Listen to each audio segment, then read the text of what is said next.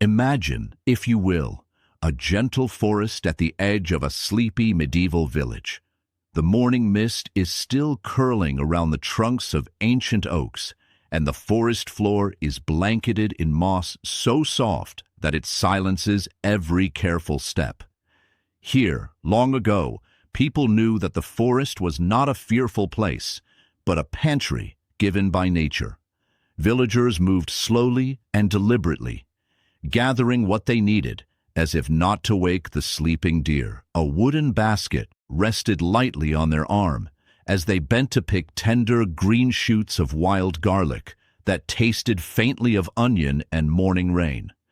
Tiny blue and red berries glistened like jewels in the filtered sunlight, each one carefully plucked and placed into the basket one by one. And under the ferns and fallen leaves, plump mushrooms with their gentle rounded caps, each one a treasure.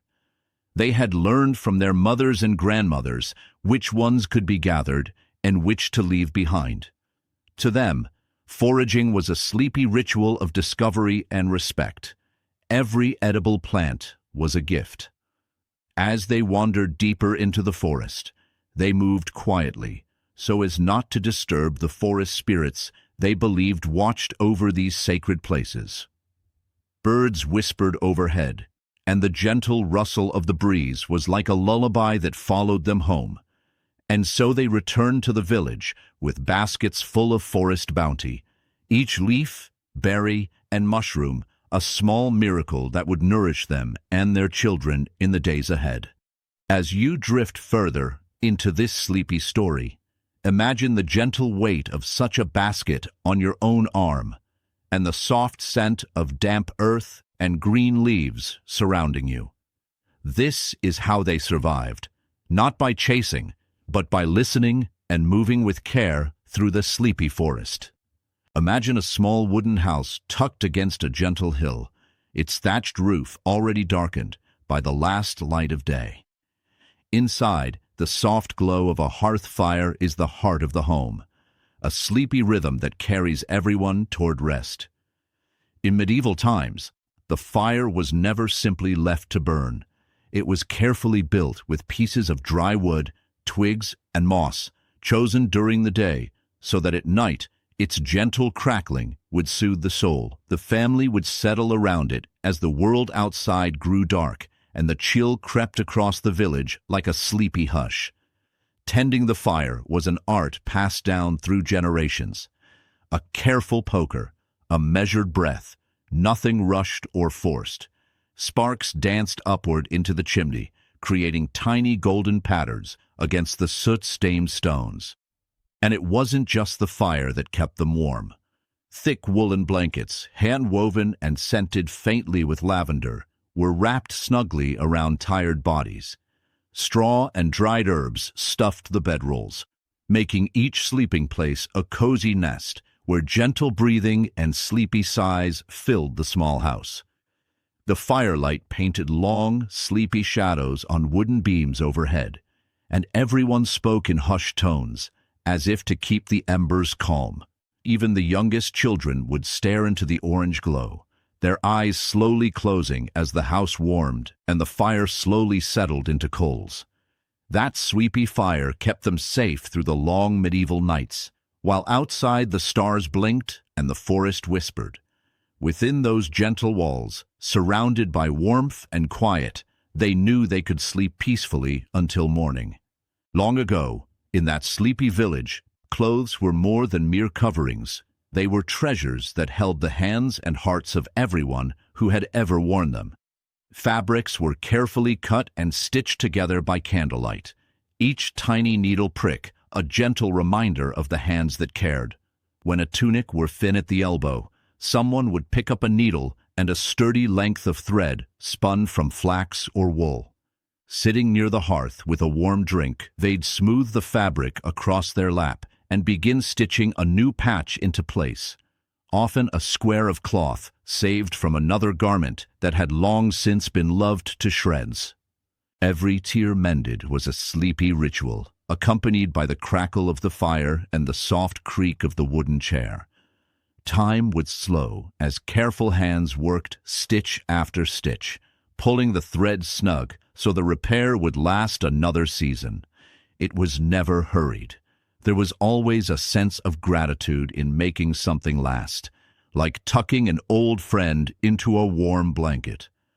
Mothers would hum gentle tunes as they worked, while children drowsily watched the shimmering thread glide in and out of fabric like a quiet dance. Even patches became part of the story, a piece from an uncle's tunic or a father's worn cloak. So every garment held memories stitched into its seams. And so, with patience and skill, villagers kept their clothes warm, strong, and well-loved for years and years. Nothing was wasted, and every sleepy evening spent mending was an act of quiet devotion to the life they built together. Picture a sleepy village where a wooden well sits at the heart of a small, quiet square. The sound of a bucket descending into its dark depths was a daily rhythm, as gentle as a lullaby. To villagers long ago, water was life, a shimmering treasure that needed to be gathered with care.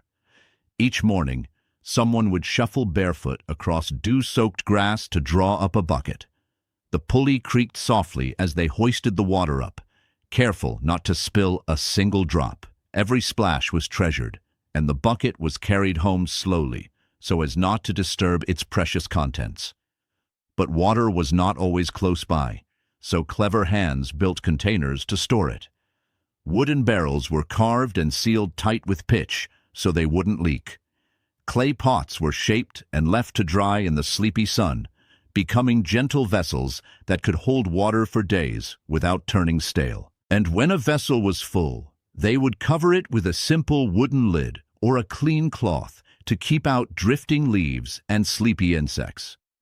Even in the heat of summer, water stayed cool, kept in the shadows of a small pantry or tucked into a cellar. This was how they ensured every cup was clean and every drink was a small blessing. The sound of water being poured into wooden mugs would fill the sleepy home before bedtime, a gentle reminder that the village was never too far from a well that whispered its quiet song in the dark. Imagine the gentle light of a sleepy afternoon spilling into a small cottage. On a wooden table, bunches of dried sage, thyme, and lavender lie neatly tied with twine, their comforting scents filling the room like a lullaby. In medieval times, these herbs were more than decoration. They were nature's gentle medicine, kept close by those who healed their friends and family. When someone felt a headache stirring or a scratch on their hands from a long day's work, they didn't rush about in a panic. Instead, they would crush a few leaves in a smooth wooden bowl, grinding them slowly until the air was rich with their fragrant oils. Gentle hands would wrap the crushed herbs in a small cloth and steep them in warm water to make a sleepy tea that eased pain or soothed a restless belly.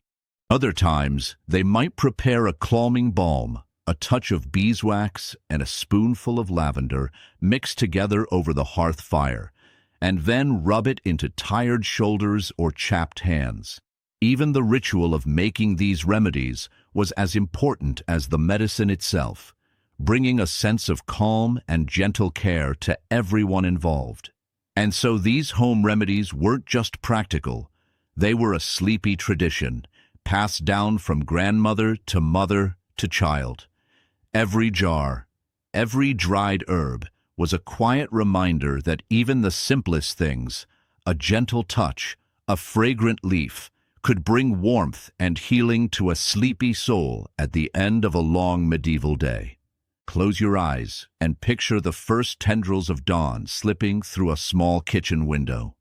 The air is cool and heavy with the promise of a new day. In those medieval homes, before the sun fully rose, someone would begin the gentle work of bread making, a ritual as comforting as the aroma that would soon fill the room. First came the grain, golden kernels of wheat or barley, carefully poured by hand into a stone grinder. too smooth. Round stones turned against each other as calloused hands fed the grain steadily, producing fine flour like soft, pale dust. The rhythmic creak of the millstones was like a lullaby, guiding their movements until the last kernel was ground. Next, water drawn from the whispering well was added drop by drop to the flour, and fingers pressed and folded the dough, first firm, then yielding as it came together. With each knead, the baker could feel the warmth returning to their hands, and the dough grew elastic under their touch. A pinch of salt and a handful of yeasty starter, passed from one batch to the next, brought life to the mixture, tiny bubbles forming like soft sighs within the dough. After shaping loaves with care, they were left in a corner near the hearth where residual warmth coaxed the dough to rise. Time slowed as they waited. 10 minutes, then 20, as the dough swelled gently, its surface stretching like a soft pillow expanding. Finally, the loaves were slid into a brick oven heated from the night before. The crackle of embers and the deep humming heat embraced the bread, and soon the air was thick with a sweet, toasty fragrance. When the crust turned golden brown, the baker wore leather gloves, simple gloves of cloth and patchwork, and slipped the loaves out onto a wooden board. Each loaf felt warm and weighty in their hands, its crust still crackling softly as it cooled.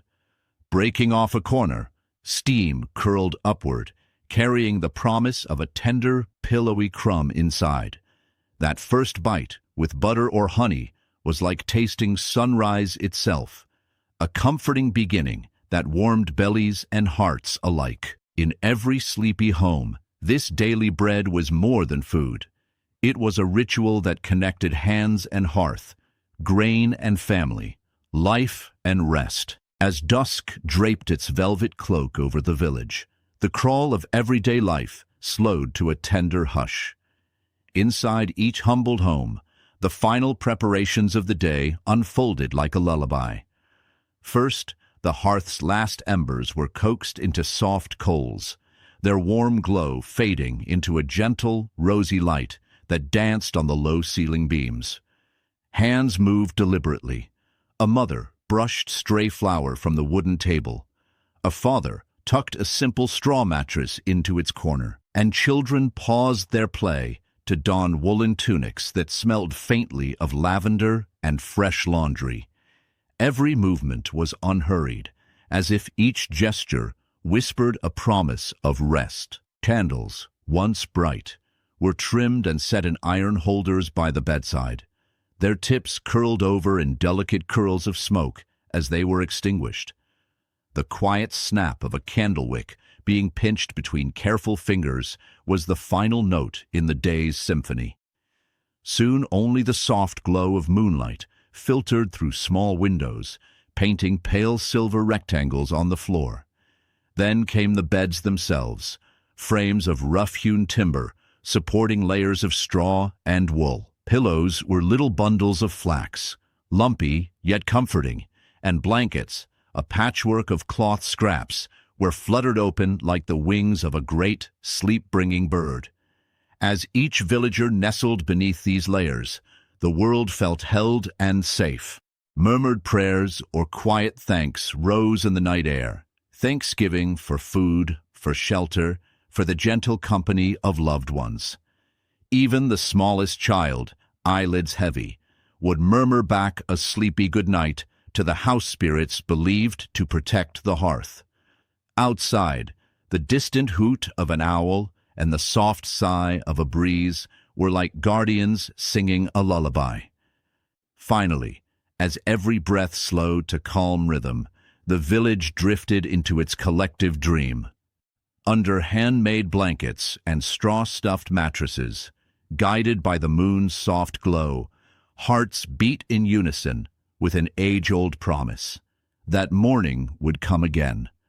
But for now, all was still, all was quiet, and all was peaceful. Before the sky had fully brightened, a pale pink ribbon of light would slip through the narrow window slats, stirring the sleepers beneath patchwork blankets.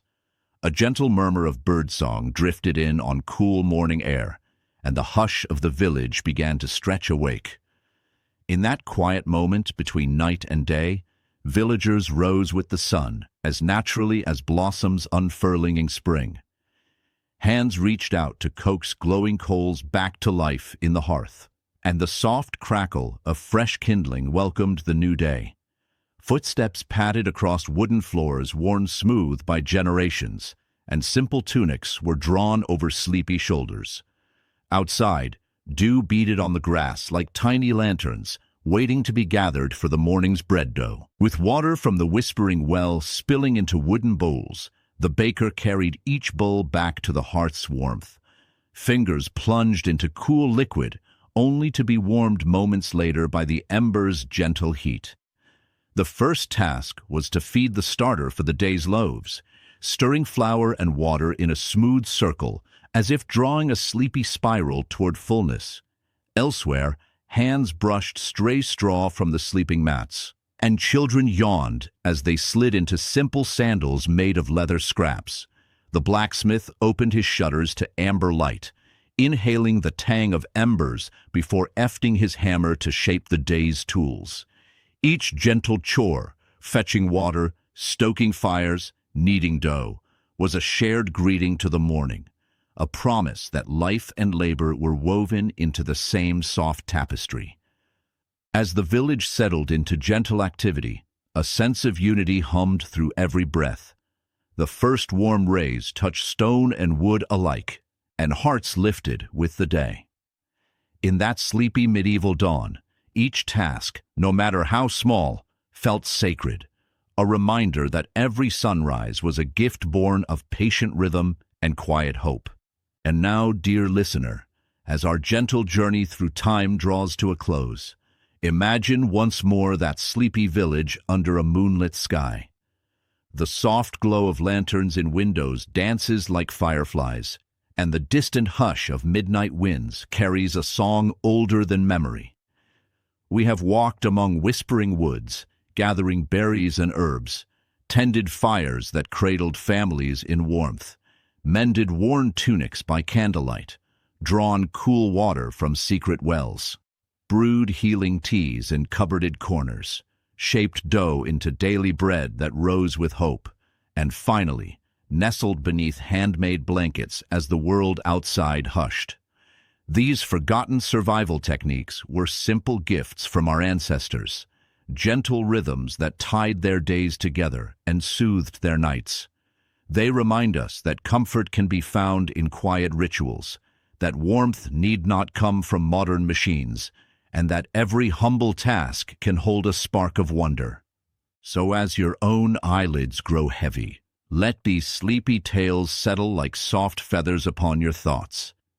Imagine the crackle of coals dwindling to embers, the whisper of leaves in ancient forests, the gentle thump of a loaf placed on a wooden board. Allow the echoes of medieval life to lull you closer to slumber, each breath a step deeper into dreams. Sleep now, cradled by the past and held by timeless care. Tomorrow, the sun will rise once more, and you may carry with you a whisper of those simple ways, ready to greet the new day with quiet warmth and gentle wonder. Good night, dear traveler. May your dreams be as peaceful and enduring as the sleepy village we leave behind.